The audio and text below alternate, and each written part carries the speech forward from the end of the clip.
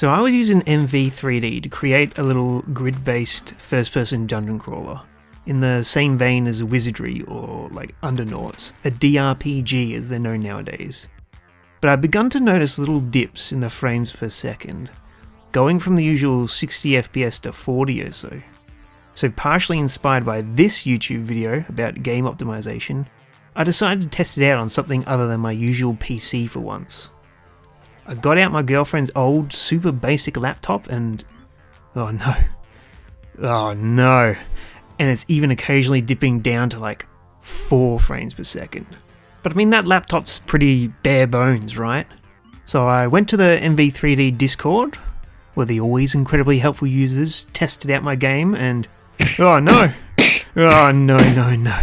my PC seems to be the outlier. The majority seem to be getting low frame rates. I'm getting frame rates so low the game is literally unplayable. Sometimes the code will just freak out and let you like walk through walls. So Qt Virus, the creator of MV3D, is working on a rewrite of the whole plugin, which should theoretically improve performance, but there's no release schedule to that rewrite, and it's been about 11 months since I discussed this problem in the Discord. On a random side note, I started remaking the game in Godot, which was a lot of fun. I made like a minimap, a save system, an inventory, dialogue, UI, basically everything for the exploration aspect of the dungeon crawler. But for some reason I couldn't really wrap my head around a JRPG battle system. I'm not really that much of a programmer, so that was abandoned.